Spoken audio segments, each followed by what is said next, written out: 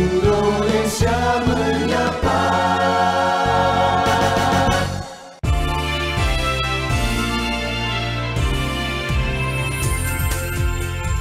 Dari Medan Merdeka Barat 45 Jakarta, pendengar terima kasih Anda masih setia bersama dengan kami dan saya Veronica akan menemani Anda untuk Rangka Indonesia Menyapa Pagi Pro 3 pada kesempatan kali ini. Dan tentunya ini merupakan hal yang menarik karena pada kesempatan kali ini dari sekarang sampai nanti kurang lebih selama 45 menit ke depan, tentunya ini merupakan program yang terbaru yang disiarkan secara reguler nantinya di Pro 2 RRI, yaitu Kelas Inspirasi. Nah, ini merupakan kelanjutan dari program RRI Belajar di Radio dalam Kelas Inspirasi ini, dan nantinya tentunya kami akan menghadirkan orang-orang yang akan menceritakan tentang profesinya seperti pilot, kemudian juga ada sutradara, bahkan juga ada artis, YouTuber, IT dan seniman maupun yang memiliki prestasi-prestasi yang luar biasa baik dari tingkat nasional maupun internasional, baik yang mendunia sekalipun ya. Dan pendengar, Anda juga bisa berinteraksi bersama dengan kami dalam program ini. Saya juga akan membuka line interaktif kami di 021 38 44545 atau 021 38 66712 maupun di line WhatsApp Pro 3 di 081 399 888. Dan saat ini saya tidak sendiri karena saya bersama dengan Direktur Program dan Produksi Radio Republik Indonesia, Bapak Soleman Yusuf. Selamat pagi Pak Soleman. Selamat pagi Vero. Iya, ini selamat pagi pendengar Pro 3. Minal aidin wal faizin. Iya benar, minal aidin wal faizin. Maaf lahir batin. Maaf lahir Selamat batin. Idul Fitri 1441 Hijriah. Ya, dan ini menarik sekali ya, di tengah semuanya berbahagia di hari Lebaran ini satu program yang juga menurut saya sangat positif sekali. Siaran perdana kita ini, dan tentunya kita juga nantinya akan menghadirkan seorang sutradara film yang juga berkiprah ya di Amerika Serikat, anak Indonesia, seorang pemudi asal Indonesia yaitu Lipi Teng. Namun sebelumnya Livi Zeng, tapi panggilan akrabnya Lipi Teng begitu. Okay, tadi sudah sempat iya. kita bersapa juga, bercerita sedikit. Dan memang sebelumnya juga sebelum kita mengobrol dengan Lipi Teng, kita juga akan mendengarkan terlebih dahulu nih Pak Soleman, karena pasti banyak yang berpikir ini sebenarnya Kelas Inspirasi ini seperti apa sih, lanjutan dari belajar di rumah kah bersama dengan RRI atau seperti apa? Oke, jadi seperti yang tadi Vero bilang bahwa Kelas Inspirasi ini sesi, jadi serial dari program belajar di RRI yang sudah kita laksanakan 26 Maret lalu. Kita tahu bahwa anak-anak sekolah dari SD mungkin sampai universitas libur mulai sekarang. Belum tahu lagi kapan masuknya karena ada beberapa daerah yang berbeda-beda.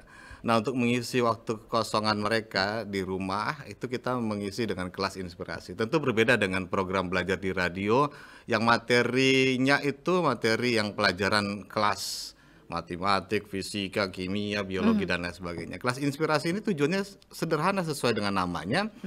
Ya, ingin memberikan inspirasi kepada semua siswa, terutama siswa SD, SMP, SMA, untuk mulai memikirkan apa cita-cita dia nanti ke depan.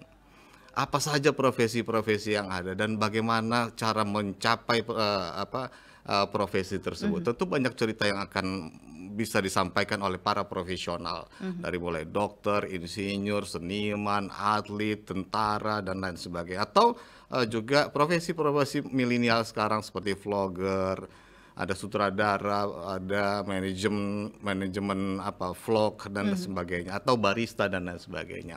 Itu ingin kita tuangkan sehingga mudah-mudahan 1 jam ketika seorang profesional menyampaikan profesinya kepada masyarakat di seluruh Indonesia melalui RRI, itu sangat berarti untuk bisa para siswa menetapkan cita-cita mereka, menentukan cita-cita mereka, sehingga itu motivasi untuk belajar itu akan lebih tinggi lagi. Saya kira gitu, Vero. Untuk mengenal berbagai profesi yang ada ya, jadi tidak hanya berpatokan pada satu cita-cita. Kan kalau dari kecil kita biasa bilang mau jadi apa, dokter semuanya begitu ya, tapi insinyur begitu. Dan ini memperkenalkan begitu beragam profesi yang punya prestasi dan bisa menjadi inspirasi buat kita. Makanya disebut dengan Kelas kelas inspirasi. Baik, nah kesempatan ini juga bukan hanya bersama dengan Pak Soleman saja ya, tapi juga saat ini saya bersama dengan salah seorang, sekali lagi seorang pemudi asal Indonesia, yaitu Livi Zeng atau lebih akrab disapa Lipi Teng, yang juga merupakan seorang sutradara muda asal Indonesia yang sudah berkecimpung cukup lama di dunia perfilman Hollywood dan sudah banyak juga film-filmnya yang beredar, bahkan sudah diproduksi dan sempat mendapatkan rating yang cukup baik begitu. Dan rencananya akan berkolaborasi dengan ada sebuah film Indonesia akan digarap juga. Nanti kita akan dengarkan seperti apa. Namun sebelum itu kita akan dengarkan terlebih dahulu bagaimana cerita inspirasi dari Lipi Zeng ini. Halo. Ya, baik, kita sapa dulu. Halo. Halo, Mbak Lipi?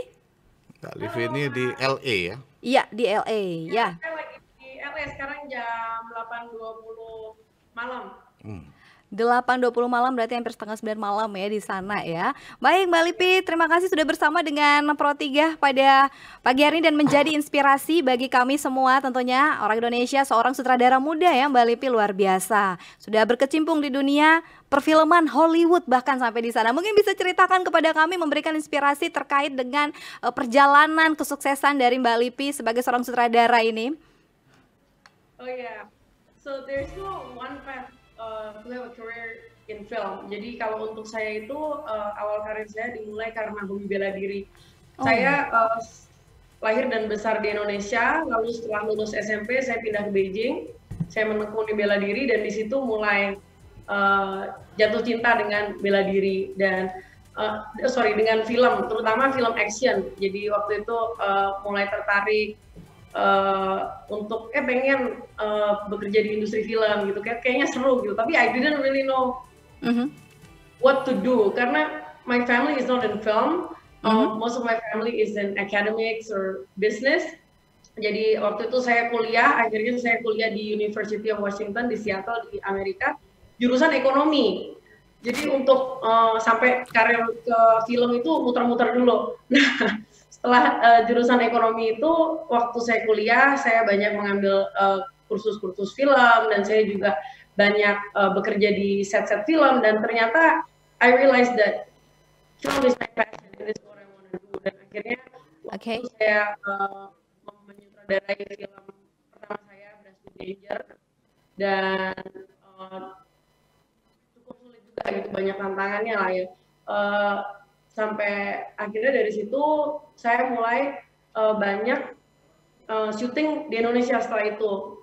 Salah satunya untuk film Bali Beats of Paradise dan saya juga mengerjakan film Vibrant Jakarta seperti itu kan. Jadi perjalanannya tuh cukup panjang. Saya waktu itu awalnya itu sekitar 5 tahun baru bisa ada kesempatan untuk menyutradarai sebuah film gitu. Jadi saya memang dari kecil itu interest banget dengan cultures and I think from living from different countries, I think culture is very interesting gitu. Makanya akhirnya saya menggarap film Bali Beats of Paradise yang mungkin tahun lalu sempat ramai juga di Indonesia ya karena ada beberapa. Jadi film Bali Beats of Paradise itu saya bekerja sama dengan konsulat Jenderal Republik Indonesia di LA untuk menggarap film ini gitu. Jadi awalnya dimulai dari sebuah konser, teaser, lalu saya carikan sponsor dari Amerika dan menjadi sebuah film.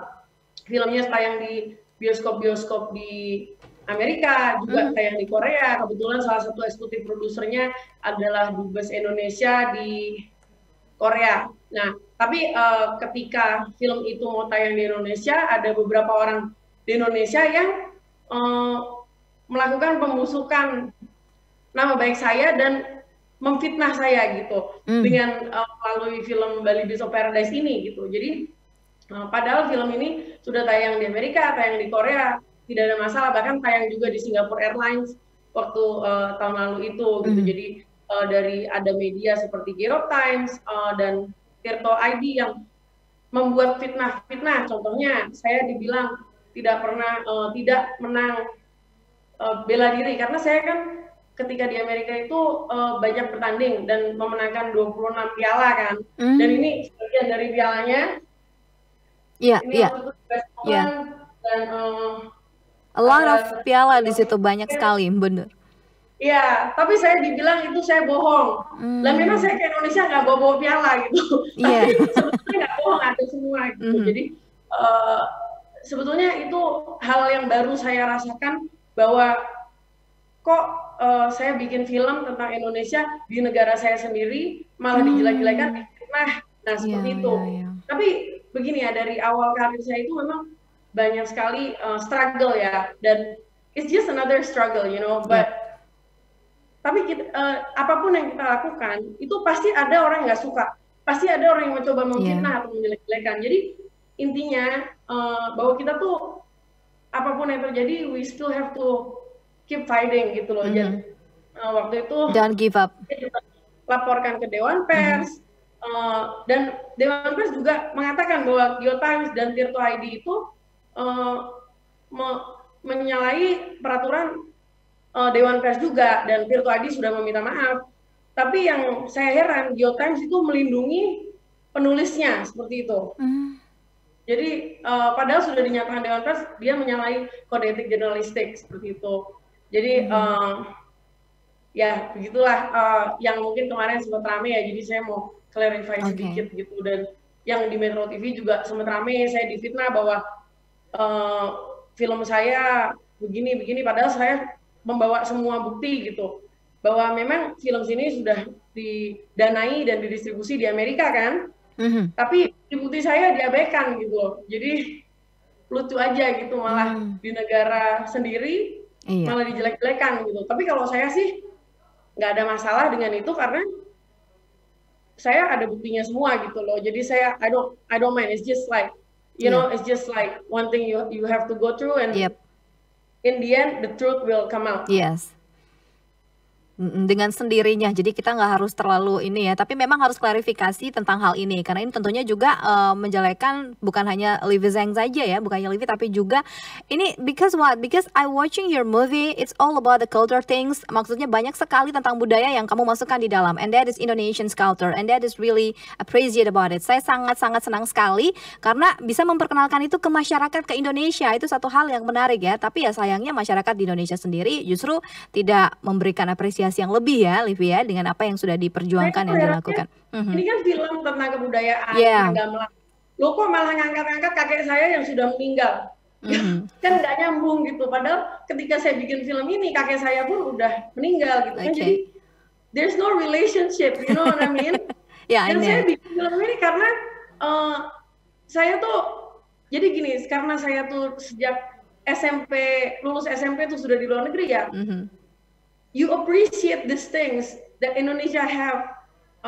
Kalau kita di Indonesia kita mungkin biasalah gitu dengar gamelan, ya kan, biasalah makan enak. Tapi begitu kita tinggal di luar negeri, then you appreciate all these things. Jadi kayak gamelan itu juga diajarkan di sekolah-sekolah di Amerika seperti Harvard, MIT, Berkeley. Tapi saya ingatnya ya waktu saya sekolah di Indonesia malah nggak ada pelajaran gamelan. Gitu. Baik. Ini saya pengen banget mengangkat ini menjadi sebuah film seperti itu. Ya, Mbak Livi, kalau kita bicara lagi tentang latar belakang dari Mbak Livi sebelum menjadi seorang sutradara, dengar kabarnya pernah juga sebagai stunt woman begitu ya, karena mungkin ilmu bela dirinya tadi, martial art-nya tadi ya. Nah, ini juga satu hal yang menarik begitu, cerita dari profesi ke profesi hingga akhirnya membuat sebuah karya sendiri. Ini apa tantangan terberatnya? Sebetulnya tantangan terberat tuh kalau di film banyak ditolak ya. Jadi sebagai sutradara waktu itu saya juga nawarin skrip ke banyak produser, and it's always a no, and no. Begitu yes tuh it's like what gitu, malah kaget gitu karena there's always so many rejection. Even untuk misalnya bagi teman-teman yang mau jadi aktor atau aktris gitu ya, itu there's so many rejection juga. Tapi it doesn't mean it's because you're not talented. Jadi kadang-kadang misalnya lagi audisi gitu ya, mungkin kadang-kadang sutradaranya atau produsernya tuh udah ada bayangan, oh ini orangnya bakal kayak gini gitu. Jadi even though your acting is really good, they might not cast you gitu loh. Jadi dalam keadaan seperti itu, janganlah menyerah. You have to believe in your project, you have to believe in yourself gitu. Jadi that's the only way you can push through. Jadi kayak seperti film Bali Beats of Paradise itu aja, waktu saya pertama mau bikin, orang-orang rata-rata bilang, oh kan saya bilang saya pengen bikin film yang mengangkat kebudayaan Indonesia, mengangkat gamelan untuk terutama pasar Amerika dan internasional. Nah, di Amerika itu kan masih banyak yang belum tahu Indonesia kan. Bagaimana kita bisa membuat film untuk pasar di Amerika gitu kan. Tapi I believe in the project and finally tuh ada juga sponsor yang believe in this project dan ternyata filmnya bisa dibuat, filmnya bisa tayang.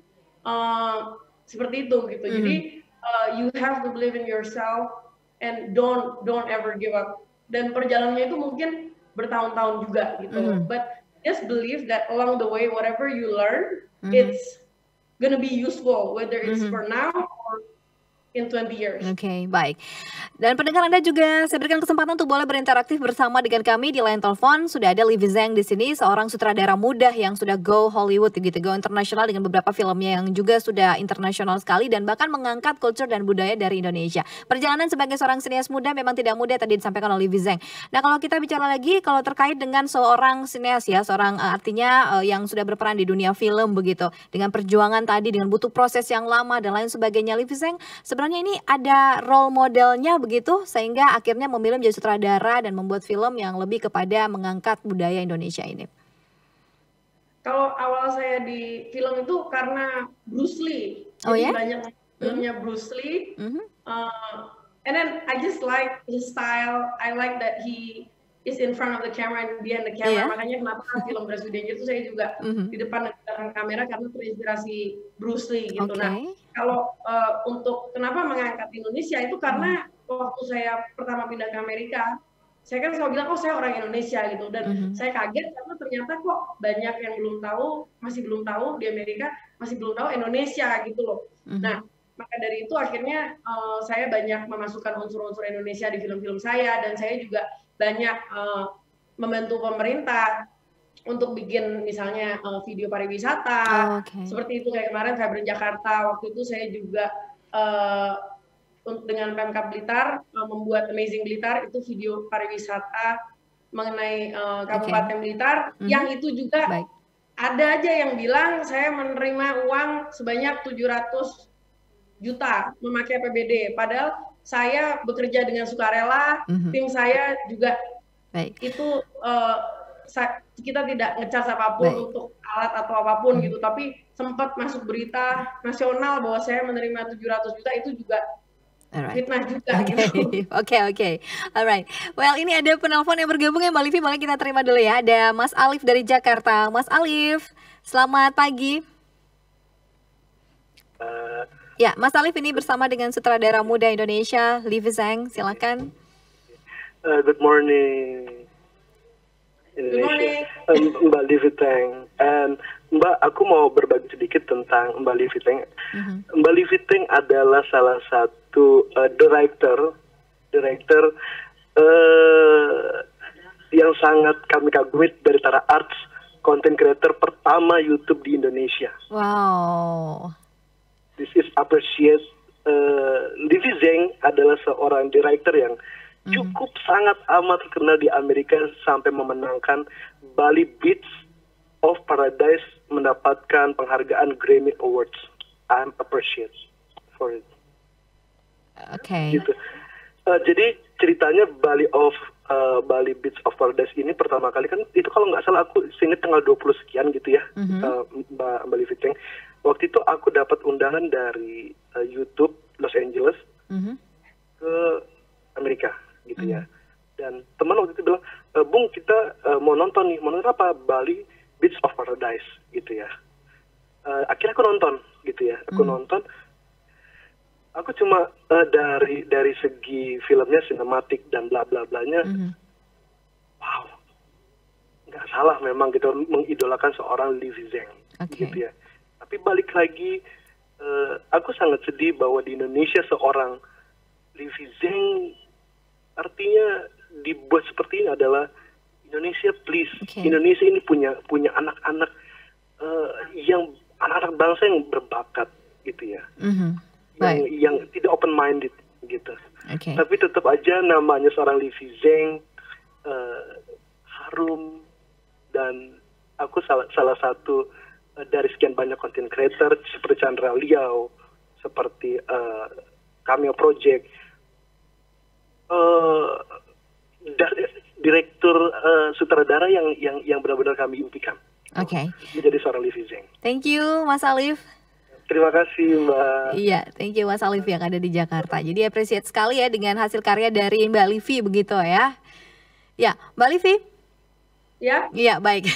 Jadi itu tadi ada, ya kita sudah mendengar ada pendengar yang bergabung dan memberikan apresiasi dan bahkan menonton juga ya filmnya. Dan juga untuk Anda pendengar yang mau bergabung bersama dengan kami, memberikan apresiasi atau mengomentari ataupun juga memberikan semangat ya kepada Livi Zeng sebagai sutradara muda Indonesia yang sudah bergelut di dunia Hollywood. Bahkan film-filmnya juga sudah di play ya di Hollywood. Anda juga bisa nanti menontonnya di 081 021 38 44545 atau 021 38 66712 atau bahkan di line WhatsApp Pro 3 081 399 399 888. Tentunya ini masih dalam lanjutan kelas inspirasi yang merupakan kelanjutan juga program RRI Belajar di Radio. Dan untuk kelas inspirasi ini kita akan terus menghadirkan untuk Anda orang-orang yang bisa menceritakan profesinya seperti Mbak Livi ini seorang sutradara, ataupun nanti banyak sekali profesi-profesi yang kita kenalkan bagi masyarakat anak muda Indonesia, generasi muda Indonesia untuk bisa lebih bereksplor lagi ketika bermimpi untuk mencapai atau menjadi seseorang ke depan begitu sebagai cita-citanya.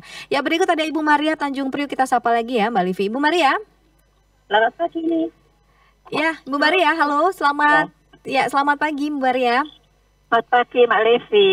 Iya, ini ada Livi Zeng, sutradara muda Indonesia yang sudah bergelut di Hollywood. Halo. Ya. Iya. Mbak Livi, kalau Mbak Livi kan sebagai sutradara muda yang sudah go public ya, keluar. Tapi aku juga punya pengalaman ini. Aku bukan sutradara, tapi aku pengalaman ada di Filipina. Di situ orang-orang Filipina itu juga nggak tahu Indonesia, dia taunya hanya Bali. Sampai kepala staf angkatan lautnya, jadi kalau di kita kan KSAL, kalau di sana itu kepala staf angkatan lautnya pun dia nggak tahu Indonesia itu sebenarnya kayak apa, katanya gitu kan. Terus aku bilang, ya kita apa ibu, kalau di sana aku panggilnya mam kan, mam mau ini nggak, mau jalan ke Indonesia nggak gitu kan. Kalau mau udah aku guide-in aja, aku bilang gitu. Kalau mau kita jalan ke Indonesia, kita nanti aku tunjukin mana bedanya Bali dengan bedanya Indonesia. Bali itu ada di dalam Indonesia, jadi nggak beda, aku bilang gitu. Oh iya, gitu. Iya, ayo jalan. Akhirnya dia mau kan jalan.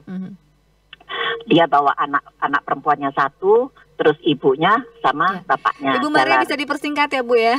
Ya, di situ jalan terus akhirnya disitulah dia tahu bahwa oh iya ternyata Indonesia itu begini ya, ada Bandung, ada ini, ada itu, ada Jogja segala macam di situ. Jadi itulah bedanya. Jadi kita senang kok jadi guide ya kalau guide-nya orang asing itu untuk memperkenalkan Indonesia. Kalau Mbak Livi kan sebagai sutradara, kalau aku cuma biasa-biasa aja. Terima kasih. Ya, terima kasih Bu Maria. Jadi sebenarnya banyak masyarakat di Indonesia khususnya yang juga setuju ya dengan film-film yang sudah dikeluarkan oleh Mbak Livi begitu. Semua mengapresiasi itu untuk memperkenalkan budaya. Tapi kalau saya boleh tahu latar belakang Mbak Livi untuk mengangkat sebuah budaya dalam film, ini ada berapa budaya yang sempat diangkat begitu Mbak Livi? Kalau saya lihat kan ada gamelan, itu juga ada dari Bali juga begitu. Ya, kemarin itu kalau untuk Bali Beats itu lebih ke budaya Bali dan juga gamelan. Lalu saya juga kemarin menyutradarai, diminta Pak Gubernur untuk menyutradarai Vibrant Jakarta. Bagaimana Jakarta itu is not just a city yang hektik gitu. Okay. Ternyata banyak juga, even saya grew up di Jakarta, ada banyak spot-spot yang saya, oh ternyata ada ini gitu di Jakarta gitu, itu bisa dilihat di YouTube. Lalu Amazing Blitar itu juga mengangkat Blitar. Lalu kemarin juga ada syuting di Jawa Timur juga gitu. Jadi di waktu itu saya juga pernah syuting di Sukabumi, judulnya Life is Full of Surprises, bisa dicek juga di YouTube. Itu sebetulnya itu adalah sebuah film iklan ya, dan waktu itu dari kliennya itu minta untuk saya syuting di Sukabumi. Jadi the first thing I did was like, apa yang khas di Sukabumi gitu, karena di Indonesia ini kan banyak banget ya, kita kita dari Indonesia aja banyak juga yang nggak tahu karena saking banyaknya, saking kayanya gitu kan. Dan ternyata di situ waktu itu ada pencak dengan cambuk api dan bola api. Jadi waktu itu akhirnya saya masukkan ke dalam skrip, itu saya jadikan adegan pembukaan, ya kan, cambuk api, bola api, dan pencak. Dan saya bikin 2 versi bahasa Inggris dan versi bahasa Indonesia. Karena itu kan iklan, jadi modelnya film pendek seperti itu ya. Itu juga bisa menjadi bahan untuk promosi Indonesia di luar negeri gitu. Makanya saya selalu mencoba dimanapun saya syuting tuh saya mengangkat kebudayaan just the local things, so there's so much variety. Ya, oke. Baik. Nah, kalau kita bicara soal tadi kenapa ada beberapa alasan budaya, namun sebelum dijawab dulu, ini ada pendengar yang bergabung, saya sapa dulu, ada Pak Danar di Jakarta. Pak Danar. Ya, terima kasih. Ya, selamat pagi menjelang siang Mbak Vero, Pak Sulaiman, dan Mbak Lipi. Selamat malam di sana. Iya. Terima kasih. Untuk Mbak Lipi, saya kasih semangat dan sukses selalu, termasuk untuk menyemangati mungkin adik-adik yang di sini ingin sama seperti Mbak, bisa lewat video berbagi dan seterusnya, termasuk talkshow pagi hari ini. Sukses ya Mbak. Untuk Pak, justru saya mau bertanya dan masukan nih Pak Sulaiman, selamat pagi. Oh iya, Pak Sulaiman sudah. Oh nggak apa-apa, nanti mungkin bisa dicatat atau kalau mendengarkan itu saya mau menanyakan dan berikan masukan aja. Kalau bisa program acaranya Mbak bisa tahu nggak tadi untuk kedepannya di Pro 2 itu di seminggu berapa kali dan durasi berapa lama? Itu yang pertama, hari-harinya agar nanti bisa didengar peserta didik kita. Yang kedua, kalau bisa mohon tidak bersifat monolog seperti cuman beda dari kelas ditaruh di radio, tapi kalau bisa interaktif baik WA maupun by phone begitu. Jadi live sehingga terjadi dialogis begitu kan. Ketiga adalah kalau bisa mohon dengan segala hormat bahasanya, karena ini untuk peserta didik kita SMA ke bawah, begitu bahasanya bahasa mereka. Jangan bahasa dengan segala hormat Bapak Ibu guru. Tentu beda. Ini kan ceritanya memberi inspirasi ya Pak Vero ya, sehingga harusnya menggunakan bahasa-bahasa mereka keseharian. Kalau perlu narsumnya juga didekatkan dengan lebih kurang usianya generasi angkatan kakak kelasnya, bukan orang tua maupun opa-omanya, kan kejauhan begitu. Atau bahasanya disederhanakan gitu. Sehingga saya mendukung banget baik untuk program inspirasi maupun program yang sudah ada nih Mbak Vero, yang program-program apa yang untuk pengganti sekolah kemudian di rumah itu kalau bisa gunakan bahasa sehari-hari. Itu saja dulu. Terima kasih, selamat pagi semua. Ya, terima kasih. Baik, Pak Danar, jadi sebenarnya untuk kategori kelas inspirasi ini, jadi belajar di rumah tetap sama, jadi tetap sama ada SD, SMP. Namun kelas inspirasi ini adalah lanjutan dari itu. Jadi kita menghadirkan profesi-profesi di sini, dan ini nanti di setiap daerah mereka akan menghadirkan narasumbernya masing-masing begitu. Tapi kalau kita di Jakarta kita menghadirkan profesi-profesi yang berbeda begitu, biar banyak juga yang bisa mengetahui bahwa ada sekian banyak profesi yang bisa menjadi pilihannya ketika nanti dia dewasa nanti seperti itu ya. Ini kelas inspirasi yang kami hadirkan pada kesempatan. Tapi nanti juga akan disampaikan oleh Pak Sulaiman sendiri, Direktur Program dan Produksi RRI, yang juga sudah ada bersama dengan saya ya Mbak Livi ya, sebelum kita lanjut ya. Jadi biar langsung dijawab sama Pak Sulaiman. Ya Pak Sulaiman, ini barusan ada pendengar yang ingin tahu jamnya kapan dan kalau bisa menghadirkan narasumber yang sesuai dengan usia adik-adik kita begitu, untuk nanti bisa lebih dipahami bahasanya juga dan lain sebagainya. Mungkin bisa disampaikan lebih jelas dan detailnya tentang kelas inspirasi ini Pak Sulaiman. Makasih Vero. Dari siapa ya? Ada tadi Pak Danar di Jakarta. Pak Danar di Jakarta, terima kasih atas responnya. Jadi kelas inspirasi ini sama jamnya dengan program belajar di radio yang sudah dicanangkan di seluruh Indonesia. Dari seluruh program RRI, seluruh daerah di Indonesia dan 67 satker itu menampilkan jam tayang yang sama tapi materinya berbeda. Tentu saja seperti yang diharapkan oleh Pak Danar, disesuaikan dengan audiensnya. Kita akan bagi secara adil untuk siswa-siswa kelas SD, SMP, SMA, atau bahkan juga universitas. Jadi itu akan dibagi rata. Nah, cara penyampaiannya tentu akan disampaikan oleh para profesional ini, kayak Mbak Livi Zeng atau Livi Teng ya. Jadi kalau nanti pasti disampaikan oleh teman-teman di studio yang dihadapi ini anak-anak SD, SMP, atau SMA. Kita harapkan para profesional ini bisa juga menjadi seorang komunikator yang baik dan juga motivator yang baik yang menyesuaikan dengan audiensnya. Kalau anak SD tentu dengan bahasa yang lebih lebih sederhana tapi memotivasi, demikian juga anak SMP. Insya Allah Pak Danar dan pendengar Pro 3 dan seluruh pendengar RRI dimanapun Anda berada, kelas inspirasi ini akan terus kita tayangkan sampai nanti siswa-siswa SD, SMP, SMA atau universitas ini kembali ke kelas, apakah melalui online atau langsung datang ke sekolah. Ini semacam ekstrakurikuler mengisi kegiatan siswa adik-adik kita di rumah supaya lebih ada manfaat dan positif gitu, Fer. Betul. Jadi nanti akan disesuaikan di setiap daerahnya ya Pak Danar. Masing-masing daerah juga nanti memiliki narasumbernya sendiri yang juga profesional di bidangnya begitu ya, Pak Soleman. Jadi jamnya tapi sama. Jamnya tetap sama. Baik. Jadi ini sejalan dengan RRI Belajar di Radio ya. Betul, sama. Jadi seperti itu ya Pak Danar ya, sudah disampaikan. Nah, kita kembali lagi ke Mbak Livi ya, Mbak Livi Seng ya. Mbak Livi masih bersama kami? Iya. Baik. Ya Mbak Livi, kembali masalah tadi budaya yang telah disampaikan tadi, kenapa kan banyak sekali budaya di Indonesia begitu. Apakah ada riset dulu sebelum mengangkat budaya tertentu begitu, dan proyek kedepannya apakah sama atau bagaimana?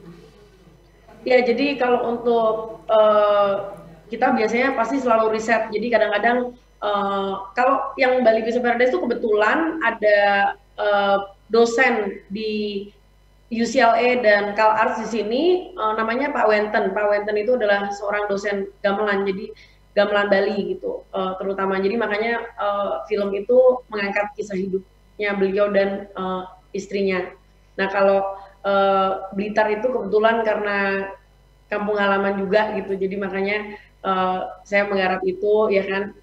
Dan ya biasanya kita kalau udah misalnya kita biasanya tuh pertama ngajak tim-tim saya dari Amerika untuk jalan-jalan dulu, karena kadang-kadang yang kalau untuk kita wow gitu ya, tapi mungkin untuk orang Amerika nggak wow, tapi untuk yang kita biasa, untuk orang Amerika tuh wow gitu loh. Makanya karena kan ini saya pengen banget untuk mempromosikan Indonesia terutama di dunia internasional kan. Jadi saya banyak mengajak teman-teman kru saya untuk ke Indonesia dulu jalan-jalan. Jadi mereka waktu itu udah ke Sumatera juga, terus ke Jogja juga, ke Jawa Barat juga untuk lihat-lihat dulu. Dan nanti kalau mereka ada yang interest gitu, mereka they'll let me know, oh ini keren banget, ada begini-begini gitu.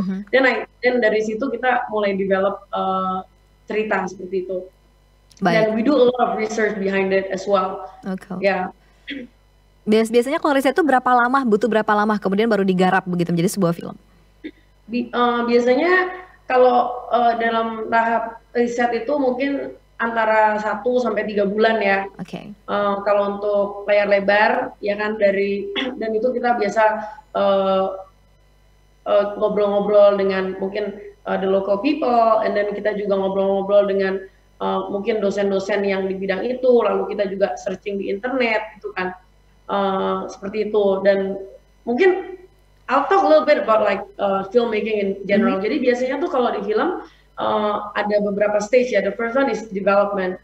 Nah itu development itu bisa lama banget dan bisa juga cepat gitu, karena first you have to do research, secondly you have to write the script. Jadi menulis script nih kadang-kadang kalau lagi terinspirasi banget seminggu jadi, kalau nggak ada inspirasi 3 bulan bisa nggak jadi gitu kan.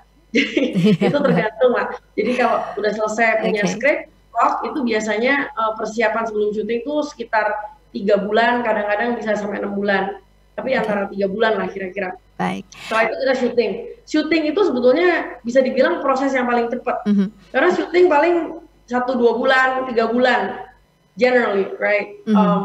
Nah, setelah syuting, nah itu prosesnya panjang. Itu ada post-production. Post-production itu mulai dari editing, terus dialog editing, sound effect. Jadi misalnya kalau ada adegan berantem gitu, ditambahin sound effect gitu kan, yang orang kepukul dan sebagainya. Terus kalau ada orang jalan kaki itu kita ngerekam Foley, suara apa step-stepnya itu direkam, itu Foley, itu juga termasuk di post production. Lalu ada juga color grading. Color grading itu gini, jadi kalau kita syuting mungkin adegannya jadinya setelah diedit 5 menit, tapi itu mungkin syutingnya 12 jam. atau 10 jam gitu kan. Nah, matahari itu kan pindah-pindah ya kan. Matahari pindah-pindah. Jadi dalam proses color grading ini warnanya dibuat supaya kelihatannya adegan ini it happen in 5 minutes instead of like over 10 hours or 12 hours. Seperti itu. Jadi itu prosesnya sangat panjang ya. Nah, ini saya juga baru ingat tadi pengen ngomongin juga, ini kan lagi pandemi corona ya, COVID-19 ya. Yep. Nah, ini kan sebetulnya kalau buat filmmaker ini agak susah juga karena kan limited banget gitu. Kayak saya juga syuting yang outdoor itu mayoritas di cancel ya kan. Tapi ketika kita sebagai seseorang yang kreatif, when you're faced with a challenge like this, such as the pandemic, itu it actually you should look at it as a challenge and make you more creative. Jadi selama ini kita kan banyak syuting ya kan, syuting di luar, lalu apa-apa yang kurang atau yang dibutuhkan kita masukin, kita garap visual effect. Tapi karena sekarang ini lockdown, nggak bisa kemana-mana, akhirnya kita malah banyak mempergunakan visual effect di proyek-proyek kami gitu, karena kita nggak bisa syuting. Jadi akhirnya malah we learn more new things and we become actually even more creative. Jadi teman-teman yang pengen jadi filmmaker jangan discourage gitu, don't feel discouraged. Oh, you cannot shoot outdoor. Yep. Take this as a challenge. And zaman sekarang kan telepon juga iPhone atau Samsung gitu videonya juga udah bagus kan. Jadi kan just shoot and edit and shoot and edit and keep doing that gitu. Jadi this is what I always tell young filmmaker. Jangan nunggu budget untuk membuat film. Ya kan? Karena kalau kita nunggu budget, mungkin budgetnya nggak akan cukup gitu. Ternyata ada ini gitu kan. Jadi you should just do it. You should just make your film gitu. Coba bayangin misalnya kita ketemu sponsor, ya kan? Wah, misalnya, Bu, saya punya ide, ya kan? Terus kita ngomong. Tapi kalau saya datang ke sponsor, Bu, saya punya ide. Ini saya udah syuting pakai handphone saya. Memang kita nggak ada budget, kita syuting pakai handphone. Nah, sponsor ini tentu aja kan pasti, oh ini orangnya serius nih, nggak ada budget dia bisa syuting pakai handphone, udah jadi trailer kan lebih serius, you know what I mean? Okay. So this is why it's important to like just do it, don't wait for budget, just do it and then the budget will come later. Wow. Interesting banget ya, menarik sekali ya Mbak Livi ya, bahwa ini yang harus dilakukan ya, bahwa duit dulu gitu, jangan pikirkan budgetnya, karena nanti juga akan menyusul. Yang penting lihat dulu niat-niat kita ketika kita menuju ke sponsor itu sudah ready begitu. Ini hasil yang sudah saya buat. Wow, it's amazing. Oke, ada pendengar yang bergabung bersama dengan kita, ada Ibu Murtini di Yogyakarta. Kita sapa dulu Bu Murtini, selamat pagi. Halo Bu Murtini, selamat pagi. Halo Bu Murtini. Ya baik, nanti bisa bergabung kembali bersama dengan kami pendengar untuk Anda di 0213844545 atau di 0213866712 ya. Terkait dengan saat ini di kelas inspirasi kita bersama juga dengan Direktur Program dan Penyiaran ya, ada Bapak Soleman Yusuf, Program dan Produksi bersama dengan Bapak Soleman Yusuf, dan juga ada Livi Seng, sutradara muda Indonesia yang sudah go internasional ya di Hollywood. Ya tentunya ini terkait juga mungkin ke Pak Soleman dulu ya, ini terkait dengan begitu banyaknya. Halo, ya sudah bergabung bersama dengan kita ada Pak Udin di Gorontalo. Baik Pak Udin. Halo, selamat siang. Selamat siang Pak Udin. Saat ini saya bersama dengan Direktur Program dan Produksi RRI Bapak Soleman Yusuf, dan juga ada Livi Seng, sutradara muda. Halo? Ya, terputus kembali. Baik. Silakan dihubungi kembali Pak Udin ya di Gorontalo ya bersama dengan kami. Baik, saya ke Pak Soleman dulu ya Mbak Livi ya. Pak Soleman, terkait dengan begitu banyaknya profesi dan juga narasumber, dan ini bersama dengan kelas inspirasi juga begini. Sebenarnya apa tujuan yang diinginkan utama begitu? Apalagi nanti disampaikan oleh Pak Soleman bahwa nanti akan dibagi ya, yang kelas SD, SMP, SMA akan disesuaikan seperti itu. Iya, dulu tuh waktu kita kecil, waktu kita SD itu kan profesi itu kayaknya terbatas ya. Kalau nggak jadi dokter, jadi tentara, jadi insinyur, kayaknya profesi-profesi yang seperti itu yang lebih selalu sering tertanam. Betul. Nah, perkembangan zaman generasi milenial ini kan semakin terbuka. Era disruption ini membuka mata kita bahwa sebenarnya untuk menjadi profesional itu nggak terbatas banyak. Tadi yang disampaikan oleh Livi Seng itu kan salah satu profesi yang luar biasa menurut saya. Dan mungkin ini bisa memotivasi para siswa adik-adik kita. Itu yang ingin disampaikan sebenarnya, bahwa pertama untuk para pendengar, para siswa itu pertama bahwa dari sekarang kalau Anda mau memiliki cita-cita, mempunyai tujuan hidup, itu motivasi belajar jadi lebih tinggi, lebih terarah. Kan kalau kita udah tahu kita mau kemana, tujuan kita mau ke Bandung misalnya, kita udah tahu mesti jam berapa kita berangkat, melalui rutenya di mana, menggunakan apa, sehingga kita punya motivasi. Tapi kalau kita nggak punya cita-cita, nggak punya tujuan, mungkin itu juga berpengaruh dalam proses belajar mengajar. Itu yang pertama. Yang kedua bahwa ini mungkin banyak profesional yang juga tidak menyadari bahwa ketika mereka bersedia untuk tampil 1 jam seperti Mbak Livi Teng ini di udara di RRI, mungkin waktu yang 1 jam dibuang itu, yang dikorbankan itu menginspirasi banyak orang. Bertahun-tahun nanti ada orang siswa-siswa SD mendengarkan siaran ini, atau siswa SMP, SMA dan lain sebagainya, mencapai cita-citanya itu mungkin karena mendengarkan, mendapat inspirasi dari para profesional ini. Jadi sebenarnya tujuannya sangat sederhana, sehingga kita paham benar-benar bahwa belajar itu bukan lulus SD kemudian masuk SMP, lulus SMP masuk SMA, lulus SMA kuliah. Nggak sekedar mengalir, tapi sudah merencanakan secara baik apa yang ingin diinginkan dalam hidup ini, tujuan hidupnya seperti itu. Betul ya, ini yang memang harus mulai diarahkan sejak dini ya, begitu ya Pak Sulaiman. Makanya RRI hadir dengan kelas inspirasi ini. Mbak Livi, mungkin yang terakhir, Mbak Livi bisa disampaikan kepada seluruh pendengar di seluruh Indonesia pada saat ini, khususnya generasi muda Indonesia. Apa pesan yang mau disampaikan ya terkait dengan profesi Mbak Livi yang ternyata luar biasa perjuangannya sampai dengan saat ini? Bagi teman-teman terutama yang di bidang kreatif itu terus berkarya dan jangan berhenti berkarya, don't let the budget or any other challenges stop you gitu. Dan tadi seperti Bapak mengatakan bahwa semakin kita muda tuh semakin bagus untuk memulai sebuah karir, and make sure to give it time gitu, karena it takes time to build a career. Give it a few years. Jadi jangan satu susah terus pindah, satu susah terus pindah. Give it time, give it a few years and see where it takes you gitu. Jadi kayak saya dulu juga sekitar 5 tahun baru bisa menyutradarai film gitu kan. Jadi give it time, terus berkarya, and don't let this pandemic stop you from making the film you want. Oke, baik.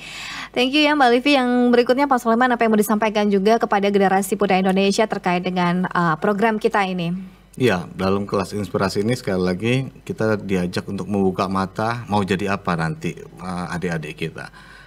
Tidak mudah untuk meraih cita-cita, pasti usahanya berat seperti yang disampaikan oleh Livi Teng. Untuk merealisasikan mimpi itu menjadi kenyataan itu pasti berat. Tapi percayalah, dengan spirit, dengan passion, dengan keinginan yang kuat, itu pasti akan bisa tercapai dan tergapai. Ingat baik-baik adik-adik kita, mudah-mudahan ini tidak seperti menggurui atau menasihati Anda, bahwa usaha itu tidak pernah mengkhianati hasil. Saya kira itu aja Mbak Vero. Baik, terima kasih Pak Sulaiman atas waktunya bersama dengan Pro3. Terima kasih Mbak Livi Teng atas waktunya juga bersama dengan Pro3 pada kesempatan pagi hari ini, menjadi inspirator ya bagi banyak orang pada saat ini yang mendengarkan. Ya pendengar, demikian acara kita, yaitu kelas inspirasi yang merupakan kelanjutan dari program RRI Belajar di Radio. Tadi sudah kami hadirkan seorang sutradara film yang berkiprah di Amerika Serikat, Livi Teng, dan juga bersama dengan Direktur Program dan Produksi RRI Bapak Sulaiman Yusuf terkait dengan launching acara kita yang nanti akan mulai disiarkan dengan waktu yang sama seperti Belajar di Radio di seluruh Indonesia, dengan beragam narasumber, beragam profesi-profesi yang akan diperkenalkan kepada Anda sebagai generasi muda untuk bisa terus memilih, membuat tujuan dan menjadi yang terbaik, khususnya juga tentunya bagi Indonesia. Saya Veronica, kita akan lanjutkan lagi, kita jelang dinamika olahraga siang Pro3. Tetaplah bersama kami.